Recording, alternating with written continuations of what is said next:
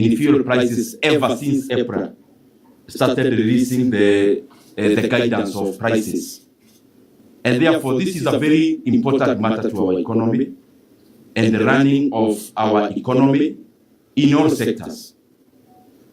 Just today, we have seen that the transport industry have also reacted to the hike in fuel prices by also passing over that burden to the consumers of the services within the transport industry. That is also likely to also happen in manufacturing. It is likely to happen in every other sector within our economy. And therefore, the bigger question that we need to ask ourselves as Kenyans, between the ripple effect of increasing fuel with the kind of margin that we did yesterday as Kenya, between that effect, that direct effect, and the ripple effect that is there, and on the other side, the amount of money that we could spend in making sure that fuel is affordable, what is a bigger cost to the economy, and which is a more prudent thing to do? Is it to let the economy spiral in its negative effects, from transport to manufacturing to the forex in terms of dollar demand and to all the other sectors? Is it better to stop that spiraling by spending some little more money on bringing down the prices, or is it unleashing the entire price increment to the consumers? That is what we need to interrogate. And as I said before, it is upon us as leaders to also offer practical, reasonable proposals that Kenya can work on. And just to go direct to the point, number one is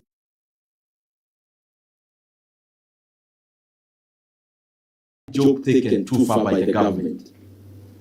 3% is inadequate. It is not addressing the issue on the table. Secondly, is that the people of Kenya expected the government to also talk about lowering fuel levy. And number three, the subsidy that was provided yesterday through the Fuel Stabilization Fund is underwhelmingly inadequate, and we need to do something about it. So I have three proposals based on what we need to do as Kenyans now, without necessarily waiting. I have kept talking about this issue for the last 1 month because this was not an emergency that happened to Kenya. We have always known from the 28th of February that we'll need to think and do something about the fuel crisis. The fact that we had to postpone offering solutions up to yesterday evening, almost at midnight, just shows how casually the government has been taking this matter. So, as I talk about these three proposals, I request those who are concerned, this is not the time to chest dump and show Kenyans who knows what more than who. It is the time to present credible solutions to the issue that is the Kenyans are grappling with today. The number one proposal that I have, and wholesomely, the practical proposal we have can reduce fuel prices by 27 shillings today without hurting anyone. One is that we need to reduce our VAT by an extra 5% now. And that extra VAT of 5% will mean that our fuel prices will go down by, on that segment alone, by around 8 shillings. The second proposal is that we need to de-gazette the 7 shillings that was added on fuel levy in the year 2024. It was done through a gazette notice by the Minister for Transport. The same way, he needs to give a gazette notice today before the close of today. That will also bring down the fuel prices by an extra 7 shillings. The other thing that we must do is that the Fuel Stabilization Fund has close to 20 billion Kenya shillings as we talk. And this is not money that has been budgeted for.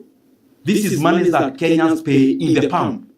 As you go to fuel your car, it is the Kenyans who have been funding the Fuel Stabilization Fund. And my proposal is that we need to provide an extra 5 billion shillings from the Fuel Stabilization Fund, and with a consumption of around 400 million liters of diesel and petrol per month, it means that will amount to around 12 shillings per liter.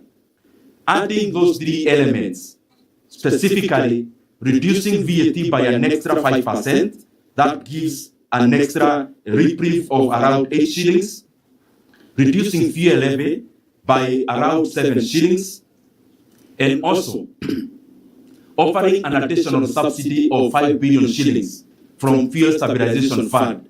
That also means around 12 shillings per liter. Wholesomely, we can be able to reduce the prices of fuel today by 27 shillings. And what that is likely to do is that we are going to arrest the very many spiraling effects that will happen starting today out of the reckless decision that was made by government yesterday. And Kenyans need to realize this. The proposals I have given, I'm not even requesting the government to do anything. Kenyans are just saying, take back the levies and taxes where you got them. That's what the people of Kenya are saying. The additional 8% VAT was added by this regime in 2023. The additional 7 shillings in fuel levy was added by this regime in the year 2024. The money that is coming from Fuel Stabilization Fund. It is not money that they have generated. It is money that has been contributed by the Kenyan people in the last several months. So what you are asking is simple. Just take the levies and taxes where you got them. And if that happens, Kenyans are not going to pay more in the pump as it happened yesterday. So Kenyans are not requesting the government to do anything. They are just demanding that the government takes the taxation and levies to the level they got them. If they only do that, there is reprieve in the pump as a starting point. Then after doing that, in the medium term, we should now be looking at how to tax exempt the fuel products. We at least take our VAT to zero in the intermediate period. Because the issue we are dealing with is not long term. How we saw even during the Russia and Ukraine issue is that this issue doesn't take too long. There is already solutions being floated globally. And therefore, we may push this cost to the Kenyan people, then we end up hurting our economy for the rest of the year. I don't think we need to do that. Kenya has resources to be able to arrest this matter when we can arrest it. The other issue that Kenyans must be aware of, just look at your data and you'll see that global oil prices were at a higher price in the year 2022 than they are now. Actually, in May of 2022, a barrel of oil topped around $115 per barrel. It is definitely higher than the $98 per barrel it is trading today. But fuel prices never exceeded 160 shillings for petrol and around 140 shillings for diesel. So this is simple arithmetic. The global oil prices were higher in 2022 at around $115 per barrel. But the highest Kenyans were paying was around 160 shillings for petrol and 140 shillings for diesel. What an oxymoron then there is, that the global oil prices are now around $98 per barrel, but Kenyans are paying upwards of 200 shillings. That is a paradox by itself. And even when we compare the regional prices, and especially Kenya being a home of a port, and Kenya having mechanisms like Fuel Stabilization Fund, which is funded by Kenyans, it is not explainable logically how any of our neighbors should be selling fuel cheaper than Kenya. That is a paradox by itself. The last thing I want to address, and I want to bring it to the attention of Kenyans, and I've been doing it, but unfortunately, maybe many people block Kenyans from getting this real information. This scam called G2G. G2G is a scandal, it is a scam, and it is a business for senior government officials in Kenya. G2G, there is nothing government to government. Saudi Aramco is government in their area.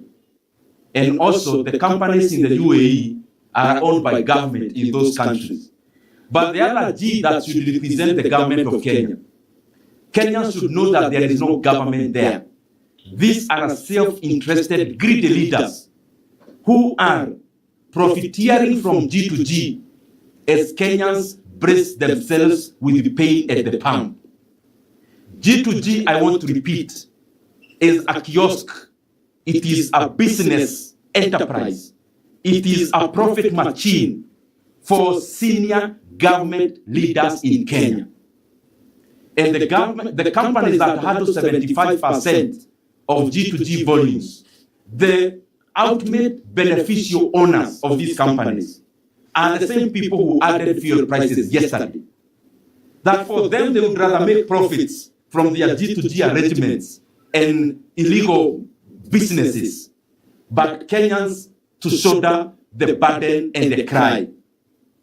The most unfortunate bit is that they have now extended that grid from now downstream to midstream to all the levels of fuel production in Kenya. That the same cabal in government who are profiteering from G2G, they have now taken Kenyans' resources in Turkana. That the oil in Turkana does no longer belong to Kenyans. It now belongs to greedy leaders. The same people profiteering from G2G, they have now stolen the Kenyan fuel and oil in Turkana. They are now exploring it and exploiting it for their own personal benefit. It is a big shame. And Kenyans cannot continue to be led in this kind of profligate and unabashed and uncontrolled greed. G2G, for avoidance of doubt, is a scandal. And the people who you see there purporting they are the owners of those companies are not. The second thing is that we have now also negotiated through the pain of Kenyans our political dealings. The G2G companies that were there previously belong to the original owners of government, the original one. Now, even those who joined, part of the negotiation that was there after the protests of 2024, that instead of addressing the issues Kenyans raised, leaders sat down to cut deals, and a few companies were introduced into G2G. One of them, you have seen it in today's newspapers on front page. That as Kenyans, we are talking about